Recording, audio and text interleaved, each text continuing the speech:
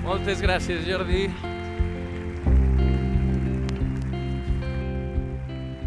Gràcies.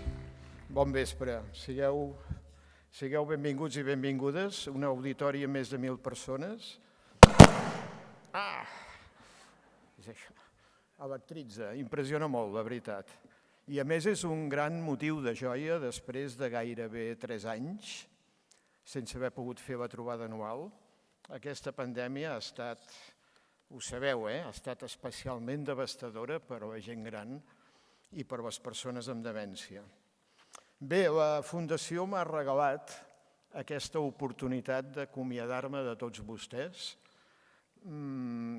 Vaig deixar la direcció de la Fundació, però hi continuo directament implicat com vicepresident a finals del gener del 2019, quan encara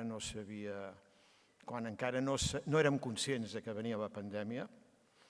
I el que vull dir, en síntesi, és que jo em tinc per una persona extraordinàriament privilegiada després d'haver acompanyat en Pasqual i la Diana en la creació i desplegament de la Fundació, gairebé 12 anys d'aventura.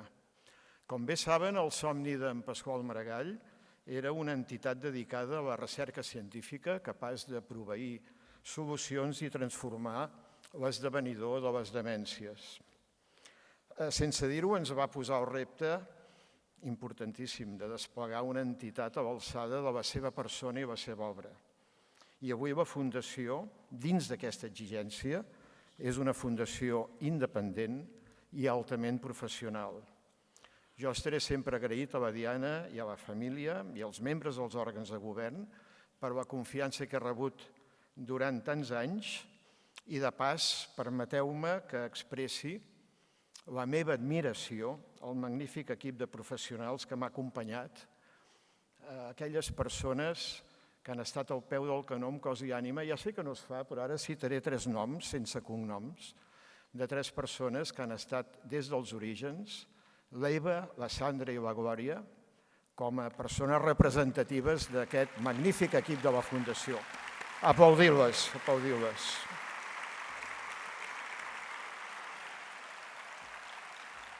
És que s'ho mereixen molt. Bé, el proper abril la Fundació farà 15 anys. I ara ja no podem parlar de projecte, el que tenim és una realitat cada cop més gran, més robusta, cada cop amb més suport social, i el que avui és notícia de la Fundació, com veureu d'aquí una estona, és que la Fundació ha tingut l'oportunitat de fer notables contribucions científiques. Els primers anys de la Fundació foren, com tot, molt especials, especialment intensos, amb en Pasqual i la Diana, sobretot en Pasqual els 2 primers anys, anant a darrere de trobar finançament d'empreses i institucions privades. Ens havíem fet un conjur que es tractava de demostrar que érem capaços d'aixecar una sòlida entitat, tot comptant fonamentalment, dèiem, amb donacions de mecenatge, amb donacions del sector privat. El que no sabíem és que estava arribant en paral·lel d'una profunda i llarga crisi econòmica, llarguíssima, que acabaria barrant el pas a qualsevol participació potencial del sector públic. Però ens en vàrem sortir i pocs anys després, ja amb la Diana al front de la Fundació, es creava el Centre de Recerca, Barcelona Beta Brain Research Center, i ens vam poder dedicar, perquè no ho vam fer des del començament, ens vam poder dedicar intensivament a crear la xarxa de socis i sòcies de les quals molts d'aquí en formeu part. Perquè si avui la Fundació és el que és i és on és, de veritat, és gràcies al suport i contribucions de tots vosaltres. Ja us han dit que estem amb 58.000 socis, s'acabarà l'any amb 60.000 socis. Creieu-me, això és impressionant, se segueix creixent i nosaltres no tenim res més que gratitud. Bé, dins de l'objectiu fundacional de la Fundació, que és fer ciència per tal de trobar solucions, vàrem apostar des del principi, com saben bé, per la prevenció. Tant la prevenció primària aquella que consisteix en minimitzar els factors de risc que són modificables, com la prevenció secundària, més complexa, que és la que va dirigida a evitar que la malaltia progressi quan ja apareixen els primers i silenciosos indicis de la malaltia. Ras i curt. El gran objectiu és evitar que tantes persones acabin malaltes i algun dia potser, per sort, ho farem o aconseguirem que no hi hagi temps d'acabar patint aquesta malaltia. Doncs bé, aquesta estratègia ha estat un encert total i el temps, a més, ens ha donat tota la raó. Avui, fa pocs mesos, ja s'estan introduint marcadors biològics per a la detecció precoç, uns marcadors precisos i, a més, molt poc invasius, de la qual cosa l'equip de científics i de tècnics de Barcelona Beta n'ha estat un dels grans protagonistes, tal com ha quedat ben palès i ben reconegut entre la comunitat científica internacional. Aquí tampoc hi hauríem arribat sense la col·laboració dels prop de 3.000 integrants de la família Alfa, una bona part dels quals esteu aquí representant aquesta família. Representeu una nova forma de filantropia amb impacte social i les persones que esteu participant voluntàriament en aquests estudis sou les protagonistes d'aquests avenços científics i sou també la prova que... Sí, aplaudim molts.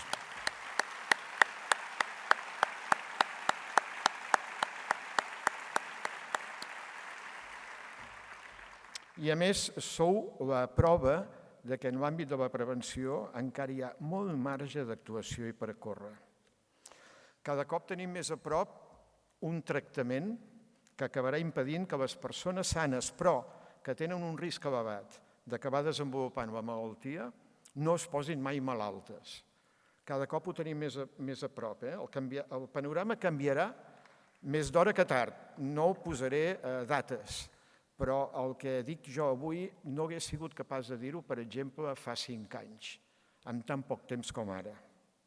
Bé, nosaltres a la Fundació, en el mentrestant, també hem tingut molt present que hi havia persones malaltes i que hi havia familiars cuidant en aquestes persones malaltes. I la nostra prova directa a mi me la va donar la pròpia Diana. La Diana es va comprometre com presidenta de la Fundació, però ho va haver de compaginar amb la demanda sempre creixent d'atendre i cuidar com toca en Pasqual, fins que al febrer del 2020 ens va deixar sobtadament, inesperadament, i bé, més enllà que la trobem a faltar, crec que avui tindrem ocasió d'honorar-la com es mereix. Per això, per aquest motiu, nosaltres estem molt implicats en la sensibilització d'aquestes malalties i en la promoció d'un canvi en la seva consideració social. Ho fem explotant al màxim la nostra visibilitat i capacitat d'incidència pública i, com sabeu, donant també suport i acompanyament professional a les persones cuidadores i a les seves famílies. Bé, vaig deixar la direcció, estic encara implicat en aquesta casa, i en plena pandèmia, però amb energia renovada, la Fundació ha continuat. Ho estan fent millor de quan jo hi era, però això no ho podem dir-ho. I està desplegant el que jo dic una nova i fructífera etapa gràcies al compromís i al nou lideratge de la Cristina Maragall com a presidenta i també gràcies al meu successor i amic, el professor Arcadi Navarro. Deixeu-me que us el presenti per acabar la meva presentació. L'Arcadi és una persona amb moltes qualitats, és un gran científic, és catedràtic de genètica a la Universitat Pompeu Fabra i professor ICREA. Ell ha fet una fecunda carrera en l'àmbit de la genètica de poblacions, també és corresponsable d'una cosa molt interessant, que és l'arxiu, se'n diu Arxiu Europeu de Genomes i Fenomes, que, amb altres paraules, és un servei que hi ha a Europa, que té una seu a Barcelona, i és el servei més important del món per intercanviar informació de dades genètiques i per arxivar aquesta informació. Bé, l'Arcadi també té una experiència llarga en gestió, Mentre dirigia el Departament de Biomedicina de la Pompeu, el van cridar al govern de Catalunya l'any 2016 i ha estat secretari d'Universitats i Recerca fins al 2018, en una època molt turbulenta, de moltes tensions, i això realment, més enllà de les seves qualitats, va ser tot un aprenentatge. I ja el coneixereu, és una persona amb gran talent, amb una gran capacitat de treball, amb grans dots de lideratge, i com jo vi dic, l'Arcadi avui sé que està compromès fins a la medul·la amb la Fundació. Per tant, la direcció de la Fundació no pot estar en millors mans, creieu-me. I moltes gràcies i fins aquí una estona. Bé,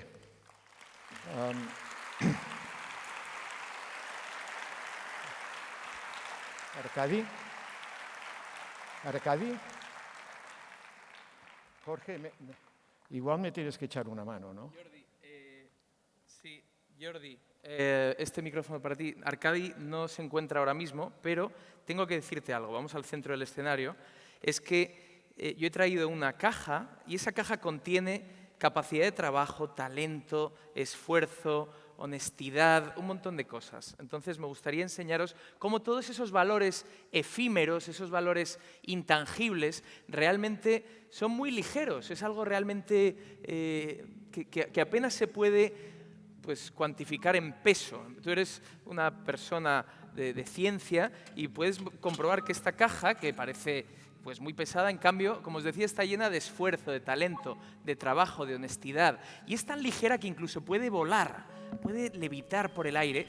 Incluso podemos llegar a 3, 2, 1, materializar toda esa fuerza en una sola persona humana. Arcadi acaba de hacer su aparición en el escenario. ¡Wow!